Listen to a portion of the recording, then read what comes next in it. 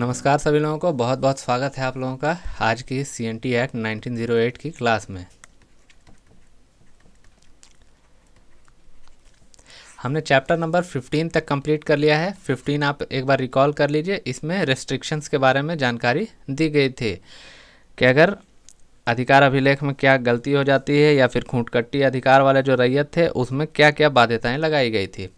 आज हम देखेंगे कि उपायुक्त द्वारा संज्ञेय विषयों पर, उपायुक्त जिस पे संज्ञान ले लेते हैं, जिसको टेकअप कर लेते हैं, उन विषयों पर किस प्रकार से वो न्याय करते थे या उसकी प्रक्रिया कैसे लिखी गई है, किस प्रकार से जस्टिस किया जाएगा, उसकी प्रक्रिया की जानकारी दी गई है धारा नंबर 135 से लेकर 229 तक। ये काफ़ी इम्पॉर्टेंट चैप्टर है 16। आप ध्यान में रखेंगे इसको कि चैप्टर 16 में क्या दिया गया है, उपायुक्त का प्रक्रिया दिया गया है, उपायुक्त कैसे कैसे कार्य करेंगे उसके बारे में जानकारी दी गई है धारा नंबर 135 से लेकर 229 तक। धारा नंबर 135 चलते हैं। सबसे पहले उपायुक्त के पास ये पावर है कि अपने जो एरिया है, अपना ज्यूरिसडिक्शन है, मान लीजिए डीसी का एरिया ये है, तो डीसी का क्या एरिया होता है, अभी डिस्ट्रिक्ट होता है, तो मान के चलिए कि अपने डिस्ट्रिक्ट में वो कहीं भी किसी भी जगह पे, मान लीजिए आपके डिस्ट्रिक्ट में कोई भी ब्लॉक हो, वहाँ पे जाके वहाँ पर अपना अदालत लगा सकता है, उसको कोई रोक टोक नहीं है। लेकिन उसका क्या है, उसकी सीमा होनी चाहिए, वो जहाँ का डीसी होगा वहीं पर अपनी अदालत लगाएगा। ऐसा नहीं है कि लोहरदगा का जो डीसी है वो लातेहार में जाकर अपना ये लगा दे या फिर रांची का जो डीसी है वो कोडरमा में लगा दे, ऐसा नहीं होगा। उपायुक्त जो है अपने एरिया में, अपना जो ज्यूरिसडिक्शन का एरिया है, अपना जो अधिसीमा है, जो स्थानीय सीमा जो तय की गई है, उसके अंदर ही वो अपना लगा सकता है न्यायालय। और ये किस बारे में बात की जा रही है, यहाँ पर अन्य न्यायालय कोई और दूसरे काम के बारे में बात नहीं की जा रही है, यहाँ पर ज़मीन विवाद की बात की जा रही है। तो आप इस बात को ध्यान में रखेंगे। तो ज़मीन संबंधी मामलों में जो भी विवाद होंगे वो सारे उसका न्यायालय उपायुक्त लगा सकता है अपने ज्यूरिसडिक्शन एरिया में। उसके बाद धारा नंबर 137 देखेंगे। धारा नंबर 137 क्या कहता है, 36 इंपॉर्टेंट नहीं है, 37 देखेंगे। जो इंपॉर्टेंट है मैं वो उन्हीं को डिस्कस करूंगा सिर्फ, आप ये समझ जाएंगे। अगर मैं किसी इसको स्किप कर देता हूं तो आप ये जब मान लेंगे कि वो इंपॉर्टेंट नहीं है, इसलिए मैंने उसे स्किप कर दिया है। धारा नंबर 137 कहता है कि कोई भी डिप्यूटी कलेक्टर, आप जेपीएससी परीक्षा की तैयारी कर रहे हैं तो आप बनेंगे उप कलेक्टर यानी डेप्यूटी कलेक्टर, और जो डीसी होते हैं वो डेप्यूटी कमिश्नर होते हैं। तो उपायुक्त जो है, उप आयुक्त, आयुक्त उनके ऊपर होते हैं जो कमिश्नरी में बैठते हैं। तो डेप्यूटी कलेक्टर जो होते हैं, जो बीडीओज एंड सीओज का जिनको पद दिया जाता है, ब्लॉक डेवलपमेंट ऑफिसर और सर्किल ऑफिसर, वहाँ से अगर यहाँ पर कोई आवेदन पड़ा हुआ है, कोई आवेदन किसी ने दिया है कि यहाँ पर मेरा एक प्रॉब्लम है, तो डीसी को लगता है कि नहीं मुझे इसकी सुनवाई करना चाहिए, तो यहाँ से वो ले लेंगे वापस और लेकर सुनवाई कर सकते हैं। मतलब डीसी सुपीरियर अथॉरिटी है आपके उप कलेक्टर से, ये आप ध्यान रखेंगे। नेक्स्ट आप देखते हैं धारा नंबर 138। धारा नंबर 138 में ये एक कोई ज़मीन है, एग्जाम्पल के लिए ये एक ज़मीन है जो कि 50 डिसमिल का ज़मीन है और इस पे एक विवाद है, और ये जिला है, ये रांची जिला है और ये खूंटी है। अब ये ज़मीन जो है इसके बॉर्डर पे स्थित है, लेकिन ज़्यादा एरिया खूंटी में है कंपैरेटिवली और कम एरिया रांची में है। तो इसका जो सुनवाई होगा वो कहाँ होगा, इसके सुनवाई होगा आपका खूंटी में। तो आप ध्यान रखेंगे जहाँ ज़मीन का ज़्यादा हिस्सा जिस एरिया में पड़ेगा उस एरिया में इसकी सुनवाई होगी, वहाँ के उपायुक्त इसकी सुनवाई करेंगे। ऐसा नहीं है कि ज़्यादा एरिया इधर है तो इधर सुनवाई हो जाएगा, ऐसा नहीं होगा। तो ये बहुत ही बेसिक सी बात है, आप ध्यान रखेंगे ज़मीन जिधर ज़्यादा है उधर के उपायुक्त इसकी सुनवाई करेंगे। उम्मीद करता हूँ क्लियर हो गया होगा। ये बहुत इंपॉर्टेंट चैप्टर है, इससे एग्जाम में क्वेश्चन एकदम 100% आने की संभावना बनेगी। धारा नंबर 139 की तरफ चलते हैं। धारा नंबर 139 कहता है कि कोई भी पट्टा अगर लिखा गया है, कोई भी पट्टा मतलब क्या, पट्टा मतलब एग्रीमेंट। धारा नंबर 139 हम देखेंगे 139 क्या बात करता है कि अगर किसी पट्टे पर किसी काश्तकार को नियुक्त किया गया है, पट्टा मीन्स जमीन का एग्रीमेंट, अगर किसी ज़मीन के एग्रीमेंट से उसको नियुक्त किया गया है तो उस पर जो टैक्स दिया जाएगा, उस पर टैक्स का जो निर्धारण किया जाएगा, या फिर उसको बेदखल किया जाएगा, उसको बेदखल अगर किया जाना है, पट्टा को रद्द किया जाना है, तो इन सभी जो केसेस होंगे, इन सभी से रिलेटेड जो केस होगा वो डीसी साहब ही देखेंगे, उपायुक्त ही देखेंगे। उपायुक्त के संज्ञान में ही ये आएगा और किसी के संज्ञान में नहीं आ सकता है। क्लियर है? 139 का एक और पार्ट दिया गया है, 39 का 139 का बोलता है कि अगर अध्याय 12 मतलब अध्याय 12 आपका चैप्टर नंबर 12 के अधीन में,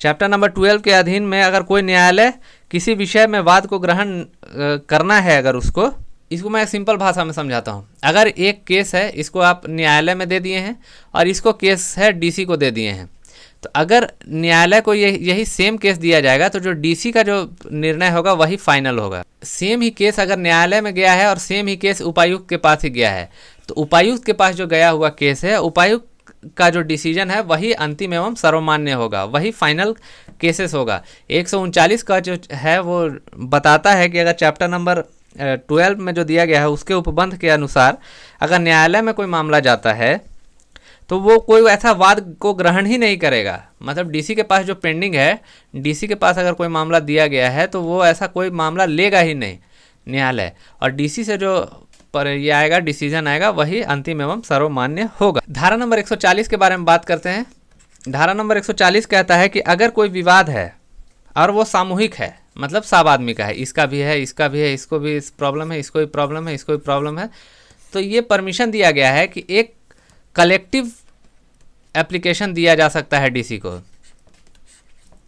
मतलब सब मिला के एक ही एप्लीकेशन बनाएंगे और एक ही एप्लीकेशन यहाँ दिया जा सकता है। तो धारा नंबर 140 में प्रावधान किया गया है कि आप क्या कर सकते हैं, सामूहिक रूप से एक गांव का अगर प्रॉब्लम है तो वो आप सामूहिक रूप से आवेदन दे सकते हैं, यही बताया गया है इसमें। धारा नंबर 141 से लेकर 176 के बीच में, इसमें बहुत ज़्यादा इम्पोर्टेंट नहीं है, बस इसमें क्या लिखा गया है कि उपायुक्त किस प्रकार से गवाही लेंगे, किस प्रकार से केसेस निपटाएंगे, निपटारे के बारे में दिया गया है, और प्रस्तुत करने के मतलब कैसे ये जो प्रोसीडिंग चलेगा, किस प्रकार से प्रोसीडिंग चलाएंगे डीसी साहब, वही दिया गया है। तो इसकी गवाही, निपटारा, प्रस्तुति के संबंध में 141 से लेकर 176 के बीच में दिया गया है। ध्यान में आप रखेंगे 141 से लेकर 176 तक। नेक्स्ट हम देखेंगे धारा नंबर 169। धारा नंबर 141 से 176 तक उपायुक्त के न्यायालय में वाद निपटारा, गवाही एवं प्रस्तुत करने की प्रक्रिया पर निर्णय का वर्णन किया गया है। धारा नंबर 169 देखते हैं। धारा नंबर 169 में ये कहा गया है कि अगर वाद की अंतिम सुनवाई के दिन अगर कोई केस चल रहा है और उसके लास्ट दिन, मतलब आज फैसला दिया जाना है, लास्ट डे डीसी को फैसला देना है कि आप में से कौन सही है कौन गलत, अगर ये दोनों आदमी, ये दोनों पक्ष अगर नहीं आते हैं तो ये मामला खारिज हो जाएगा। मतलब मामला ही खारिज हो जाएगा, ऐसा नहीं है कि ये बोला जाएगा कि अब नेक्स्ट डे किया जाएगा, ये मामला खारिज कर दिया जाएगा। और अगर एक आदमी आता है, एक आदमी आता है और एक नहीं आता है, तो जो सबूत और गवाह जो पेश किए गए हैं उसके आधार पर फैसला कर दिया जाएगा। तो काफ़ी इंपॉर्टेंट हो जाता है ये वाला जो सिनेरियो है कि अगर दोनों नहीं आते हैं केस के लास्ट डे में तो क्या किया जाएगा, केस को खारिज कर दिया जाएगा, मामला ही खारिज कर दिया जाएगा। और अगर दोनों में से कोई एक व्यक्ति पहुंच जाता है तो सबूतों और गवाहों के आधार पर उसका फैसला कर दिया जाएगा, जिसके भी पक्ष में जाए वो फैसला दे दिया जाएगा डीसी के द्वारा। धारा नंबर 171 के बारे में हमने समझ लिया, सॉरी धारा नंबर 169 हमने समझ लिया। धारा नंबर 171 हम देखते हैं। उपायुक्त यदि चाहें तो ये जो मामला चल रहा था दोनों के बीच में, जो भी झगड़ा है, उसको स्थानीय रूप से जांच करवा सकते हैं, ये पावर है। स्थानीय जांच किससे करवाएंगे, अपने किसी अधिकारी से ही जांच करवाएंगे, किसी अधिकारी से जांच करवा सकते हैं उसके विषय में। अगर उपायुक्त को लगता है कि ये जो मामला है, जो गवाह सबूत आ रहे हैं, ये सही नहीं है, कुछ इसमें झोल-झाल है, तो ये अपने अधिकारियों को भेजकर स्थानीय रूप से जांच करवा सकते हैं। नेक्स्ट हम देखते हैं धारा नंबर 177, 177 नंबर धारा। इसके बीच वाला जितना भी है वो इम्पोर्टेंट नहीं है। उपायुक्त के सामने अभिसारी व भूस्वामी के मध्य किसी विवाद में, इन दोनों के बीच में कोई विवाद है, एक अभिसारी है और एक भूस्वामी है, मतलब एक को ज़मीन मिली हुई है और ये ज़मीन का मालिक है, ये वाला आदमी इस ज़मीन का मालिक है और ये उसके नीचे उसको ज़मीन को ग्रहण करता है। तो अगर ये दोनों आपस में, इन लोग दोनों का विवाद है, इन दोनों के बीच में विवाद है। अब ये आदमी, अगर कोई और आदमी और गवाह लेके आता है और बोल देता है कि इससे जो हम लगान वसूल कर रहे हैं, इसको जो ज़मीन दिए हैं उससे जो लगान वसूल हम कर रहे हैं वो किस आधार पे कर रहे हैं, क्योंकि हम हमेशा से करते आए हैं, पहले से भी हम करते आए हैं, इस एक्ट के लागू होने से पहले भी करते आए हैं। तो इस व्यक्ति को ये पक्षकार बना दिया जाएगा, वाद पक्षकार बना दिया जाएगा, मतलब ये केस को प्रस्तुत करेगा, यही केस को ये करने लगेगा डीसी के सामने, मतलब पक्ष रखने लगेगा और बताने लगेगा अपना कि ये क्या मामला है। क्लियर है? सीधी बात है कि ये आदमी जो है टैक्स कलेक्ट करता है इस आदमी से, और दोनों के बीच में फिर विवाद हो गया। अब विवाद होने के बाद ये आदमी अपना बताता है कि हम इसके टैक्स जो है बहुत पहले से कलेक्ट कर रहे हैं, और कुछ गवाह भी लेके आता है कि, और इसको बताता है कि हाँ इस आदमी से टैक्स कलेक्शन किया जा रहा है। तो इस आदमी को पक्षकार बना दिया जाएगा, वाद का पक्षकार। ये धारा नंबर कितना है? 177 ध्यान में आप रखेंगे। धारा नंबर 178 की तरफ बढ़ते हैं हम। धारा नंबर 178 कहता है कि अनअधिभोगी रैयत की बेदखली हेतु वाद लगान बकाये हेतु अभिधारी के पट्टे का रद्दीकरण के बारे में बात करता है। यदि कोई अनअधिभोगी रैयत आप समझ रहे हैं, जो उस जमीन का रैयत तो है पर उसको पोजेशन नहीं दिया गया है, वो उसके कब्जे में नहीं है जमीन, तो अगर वो लगान देने में असफल हो जाता है तो उसको बेदखल करना एक केस होगा। अगर वो लगान नहीं देगा तो आप उसको बेदखल करेंगे, और उसके बाद अगर वो आपकी बात नहीं मान रहा है तो आप, जो भूस्वामी है, ये जो मालिक है, ये चाहेगा कि इसका पट्टा रद्द कर दें, इसका पट्टा रद्द करने के लिए लाएगा। और दूसरा चीज़ ये भी चाहेगा कि इसका पट्टा रद्द नहीं करके हम क्या करें, टैक्स वसूल कर लें, जो भी बकाया है वसूल कर लें। तो इसके लिए इसको क्या करना होगा? आप सिंपल सी बात बताइए, इसके लिए इसको केस करना होगा, और केस किसके पास होगा? डीसी के पास होगा। तो ये जो वाद है, ये जो केस है, वो किस आधार पे लाया जाएगा कि ये जो है अपना टैक्स टाइम से नहीं देता है, तो या तो हमको इसको टैक्स दिलाइए या इसको ज़मीन ही मत दीजिए, इसको ज़मीन इसका बेदखल कर दीजिए। तो ये केस जो है धारा नंबर 178 के तहत डीसी के सामने लाया जा सकता है। क्लियर है? अब मान लीजिए कि ऐसा फैसला आ गया कि आप अनधिभोगी रैयत को बेदखल कर देना है, चूँकि इसके पोजीशन में ज़मीन नहीं है, बस ये सिर्फ खेती करता है, मान के चलिए रेंट पे खेती कर रहा है। तो अब ये फसल लगी हुई है और फैसला इसके खिलाफ चला गया, बोला इसका पट्टा रद्द कर दो, इससे ज़मीन छीन लो। तो क्या उसकी ये फसल भी छीन जाएगी? नहीं, यहाँ पे ये फसल को काटने का उसको अधिकार होगा। जब तक ये फसल नहीं होगी तब तक इसको वेट करना पड़ेगा उस ज़मीन को वापस लेने के लिए। तो जो फसल है, खड़ी फसल, उसको काटने का अधिकार दिया गया है, अगर उसको रद्द कर भी दिया जाता है तो। ये धारा नंबर 178 का कहता है कि आपको खड़ी फसल को काटने का आदेश दिया जाएगा, जो भी उपजाया गया फसल हो। धारा नंबर, इसके बाद हम बढ़ते हैं 179 की तरफ। अब रैयत को अगर पट्टा देने के लिए बोला गया है, भूस्वामी को बताया गया है डीसी के द्वारा कि रैयत को अपना, भूस्वामी जो थे जमींदार सब थे, तो ज़मींदार दे दीजिए पट्टा, ज़मीन का पट्टा दे दीजिए। लेकिन जो भूस्वामी हैं वो रैयतों को पट्टा नहीं दे रहे हैं। रैयत को पट्टा देने के लिए बोला जा रहा है, पर फिर भी भूस्वामी जमींदार जो हैं वो रैयत को पट्टा नहीं दे रहे हैं। तो क्या करेंगे, डीसी जो है खुद से ही अपने सिग्नेचर से, अपने साइन से पट्टा दे सकते हैं। मतलब डीसी को ये सुपीरियर अथॉरिटी बनाया गया, किसके ऊपर बनाया गया? आपके भूस्वामियों के ऊपर बना दिया गया। जमींदार जो थे उनको पहले से दे देना पड़ता था, आपका एक बंदोबस्ती हो जाती थी कि चलिए ठीक है, आप हमको टोटल ये 100 करोड़ दे दीजिएगा हमको, और आपको दे दिया गया है पूरा 100 गांव दिया जा रहा है, वहाँ से आप टैक्स कलेक्ट करके दीजिएगा। तो ये एडवांस में 100 करोड़ दे देते थे और उसके बाद कलेक्शन किया करते थे, वही थे। तो ज़मीन के मालिक तो यही ज़मींदार ही थे, तो जिसको पट्टा दिया जाता था। अगर पट्टा देने से ये डीसी के आदेश के बाद भी नहीं देते थे तो डीसी को सुपीरियर साइन करने का अधिकार दिया गया था।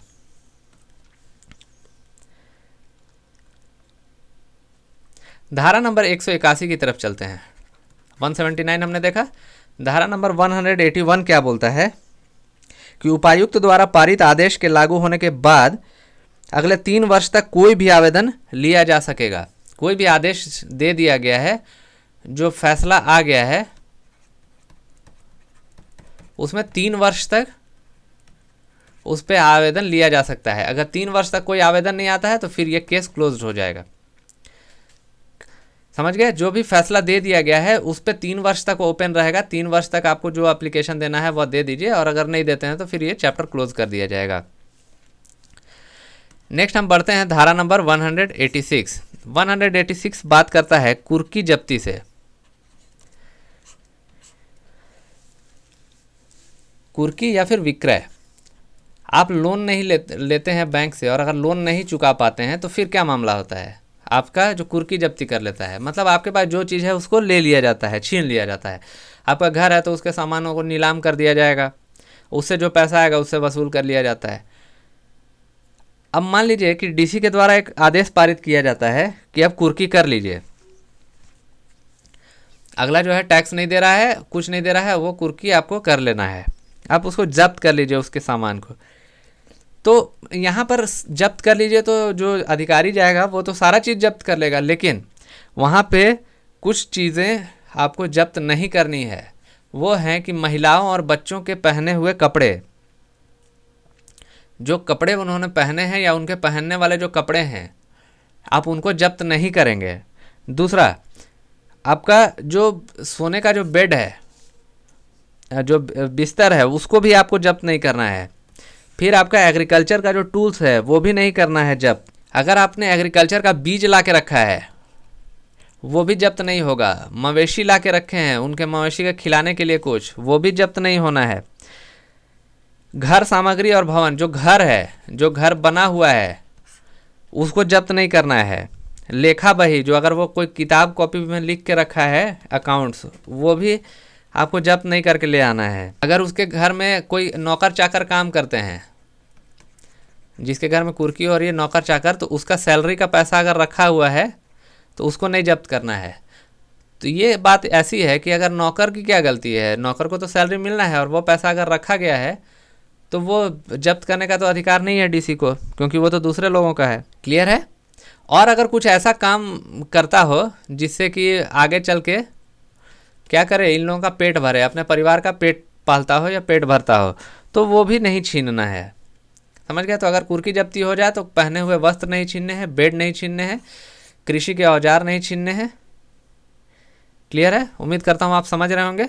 इसके बाद धारा नंबर 186 का क देखते हैं हम। धारा नंबर 186 का क। धारा नंबर 186 कुर्की के बारे में बात कर रहा था। धारा नंबर 186 क कहता है कि किसी रैयत के खिलाफ लगान के बकाये का जो अगर डिक्री दिया गया है, मतलब अगर उसका फैसला आ गया है, तो उसका जो ज़मीन है अगर उसमें दे दिया गया है, उसका फैसला दे दिया गया है, तो जो ऋणी है उसको सिविल कारागार में निरुद्ध कर दिया जाएगा। मतलब उसको जेल में आप डाल दीजिए, जेल में बंद कर सकते हैं। अगर फैसला आ गया है तो जेल में डालें, लेकिन जेल में डालने के बाद उसका ज़मीन को आप क्या नहीं कर सकते हैं, उसका बिक्री नहीं करके उसको उपयोग नहीं कर सकते हैं। मतलब अगर आदमी जेल चला गया तो ऐसा नहीं है कि आप उसका सब सामान ही लेके चल उड़ जाइए, ऐसा नहीं है। तो उसके पास अधिकार है कि उसके सामग्रियाँ, उसके घर का जो दखल है, मतलब उसके जो घर में वो रहता है वो सब, और जो आवश्यक भूमि, उसका विक्रय नहीं किया जाएगा, उसका यूज़ ही नहीं किया जा सकता है सरकारी तंत्रों के द्वारा।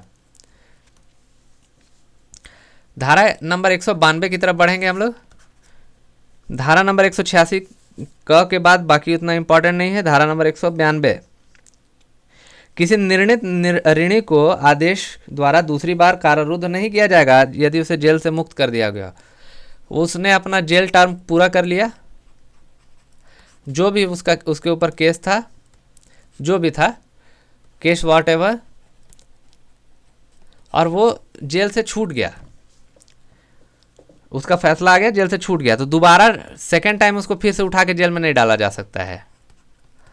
मतलब जेल में डालने का आपको एक ही बार पावर है। आप उसके पास जितना भी उसके ऊपर ये कर दीजिए, चार्जेस लगा दीजिए, और उसके एक ही बार आपको जेल भेजना पड़ेगा। 192 नंबर धारा ये कहती है।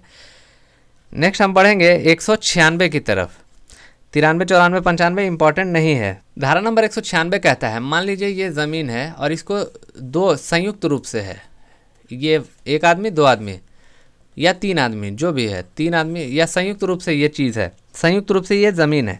तो मान लीजिए कि इधर वाला एरिया में जो 1 नंबर आदमी है, जो फर्स्ट नंबर आदमी है, उसको बोला गया है कि आपको यहाँ पे कुछ फैसला दिया गया है, इसके खिलाफ बोला गया है कि आपका जो शेयर है आपको उसके खिलाफ फैसला दिया गया है, और ऐसा फैसला दिया गया है कि ठीक है आप जो है अपना शेयर को बेच सकते हैं, लेकिन ये तब तक नहीं बेच पाएगा। इसको बेचने का फैसला दे दिया गया है कि ठीक है आप अपना जो हिस्सा है उसको आप बेच सकते हैं, लेकिन ये बिक्री तब तक नहीं कर सकता या फिर नहीं, उसका आवेदन भी नहीं दे सकता जब तक कि जिस डिस्ट्रिक्ट में ये प्रॉब्लम है,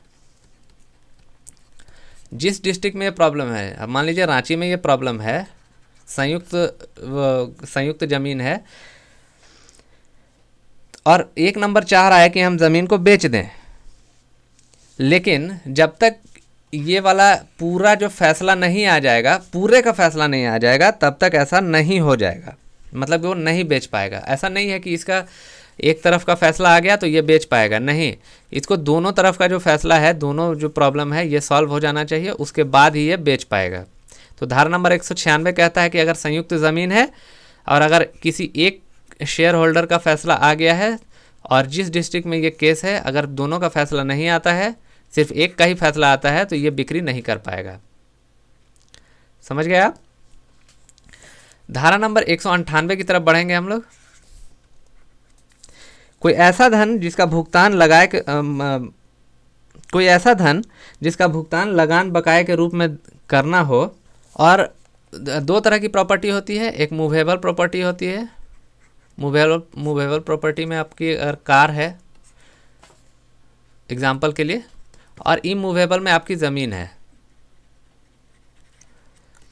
अब आप क्या हैं, आप ऋणी हो गए हैं, आपको जो लगान जमा करना था आप लगान जमा नहीं कर पाए, और आपके पास कार ही नहीं है, मतलब चल संपत्ति नहीं है आपके पास, मूवेबल ऐसी कोई प्रॉपर्टी है नहीं, तब आपके खिलाफ डीसी साहब ये परमिशन दे सकते हैं कि आपकी जो इमूवेबल प्रॉपर्टी है, जो स्थायी संपत्ति है, आपका घर है, आपकी ज़मीन है, जो भी स्थायी संपत्ति है, उसको बेच के या उसको जैसे भी उसको निपटा के आपका लगान वसूल किया जा सकता है।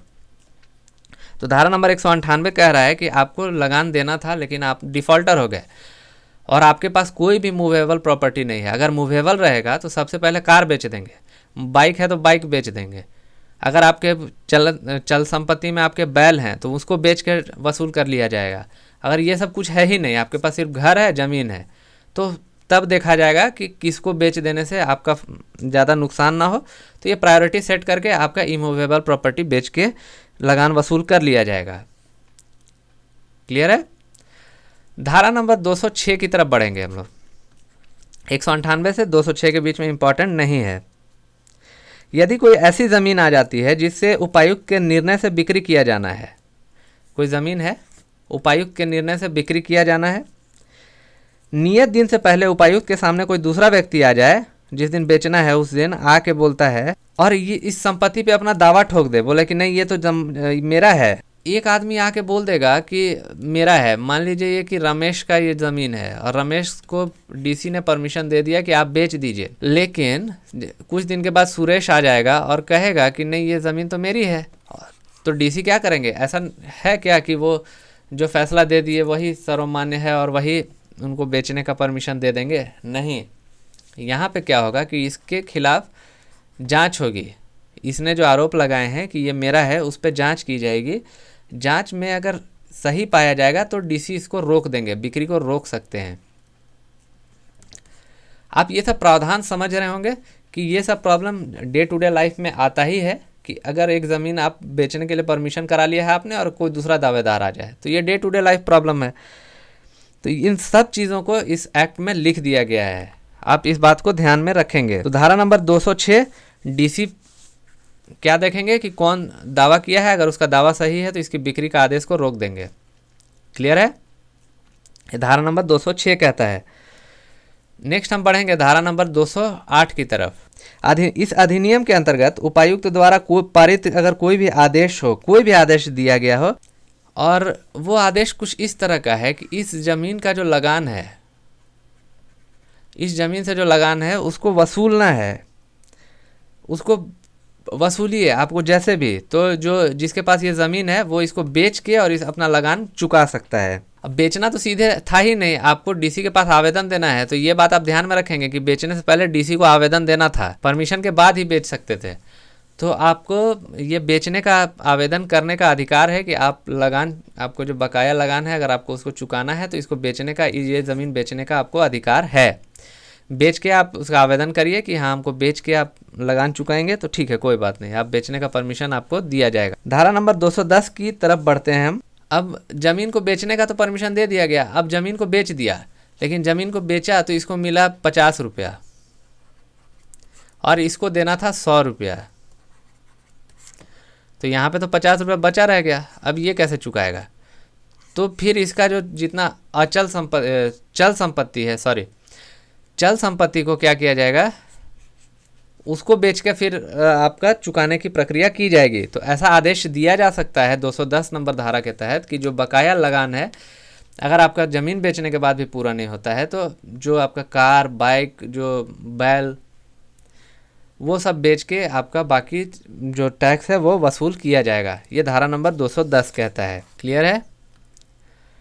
नेक्स्ट हम बढ़ते हैं धारा नंबर 212 की तरफ। अब इसके पास बैल था, जो बेचने की प्रक्रिया की गई तो उसकी जो अचल चल संपत्ति है, जो बैल है, उसको बेच दिया गया। अब बेच दिया गया, लेकिन वो आदेश दे दिया गया है बेचने का, बेच के वसूल करने का, लेकिन 90 दिनों के अंदर अगर चाहे आदमी कि अगर पैसा हम जुटा लिए हैं, पैसा मेरे पास आ गया, अब हम चाहते हैं कि मेरा बैल ना बिके, तो 90 दिनों के अंदर ये इस आदेश को ख़त्म करने के लिए, इस आदेश को रद्द करने के लिए वो आवेदन दे सकेगा। बोलेगा कि नहीं ठीक है हमको मिल गया, चलो हम इस बैल को बेचने नहीं देंगे, मेरे पास पैसा का जुगाड़ हो गया है और अब हम इसको नहीं बेचने देना चाहते हैं। क्लियर सी बात है। तो अब हम जो विक्रय की तारीख है उसे 90 दिन पहले, जो बेचने का तारीख तय किया गया है उसे 90 दिन के पहले ही, मैंने 90 दिन के अंदर उस प्रक्रिया तक उसको रद्द करने का, उस आदेश को रद्द करने का क्या किया जा सकता है, आवेदन दिया जा सकता है। इसके बाद हम देखते हैं धारा नंबर 215 और 216, एक ही है, एक ही चीज़ से रिलेटेड है। अगर उपायुक्त का कुछ आदेश आपको गलत लगता है, उपायुक्त ऐसा तो नहीं है कि सारा आदेश और सारे जो फैसले लेंगे वो एकदम सही ही लेंगे, व्यक्ति से गलती होती ही है, तो इसके खिलाफ आप न्यायिक आयुक्त,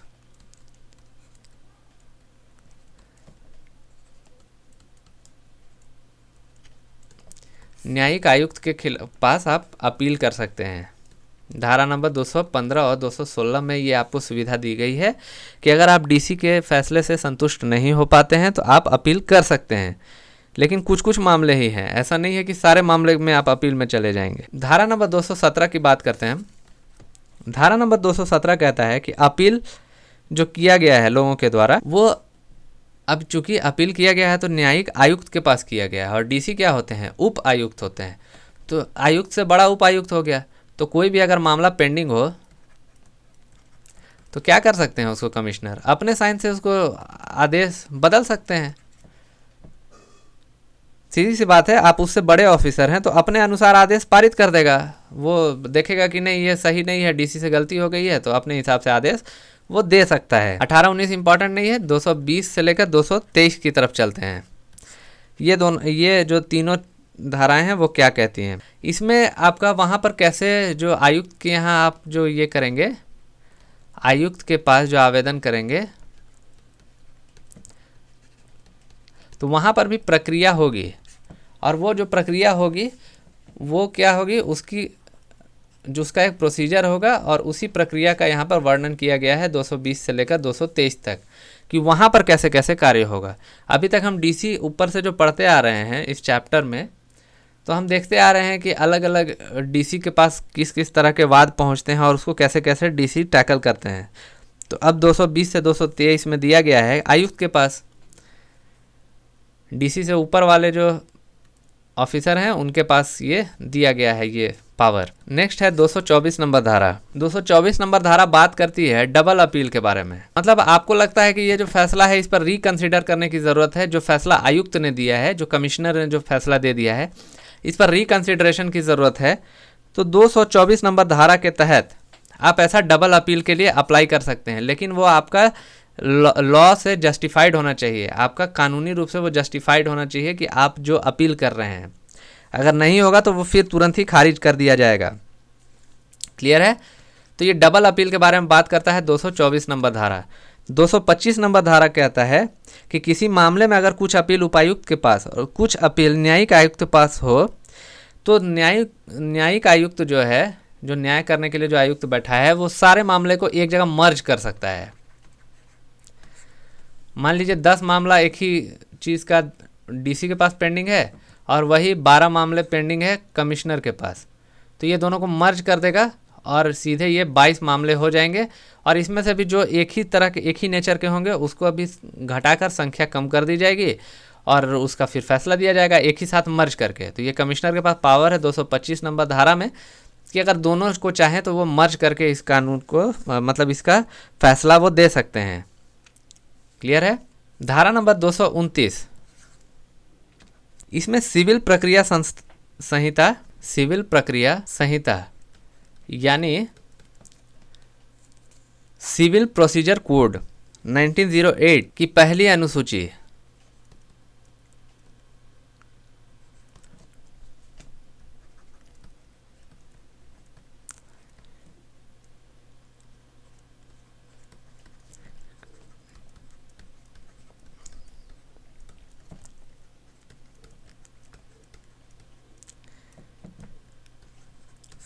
सिविल प्रक्रिया संहिता 1908 की पहली अनुसूची के आदेश 41 के नियम 22 का इसमें जिक्र किया गया है और बताया गया है कि जहां लागू हो सके इस अधिनियम के अंतर्गत राजस्व अधिकारी तथा उपायुक्त के निर्णयों पर सभी अपील में लागू होंगे। मतलब आप इन किसी का भी निर्णय हो, आयुक्त का हो, राजस्व अधिकारी का हो, उपायुक्त का हो, आप इसके खिलाफ अपील कर सकते हैं।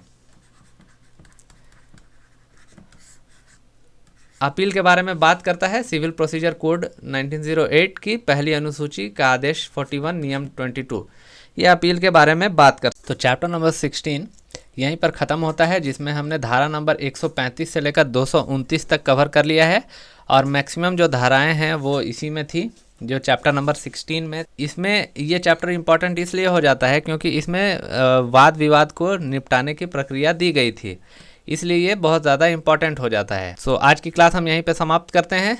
Thank you for watching this class. Always keep learning and always be motivated.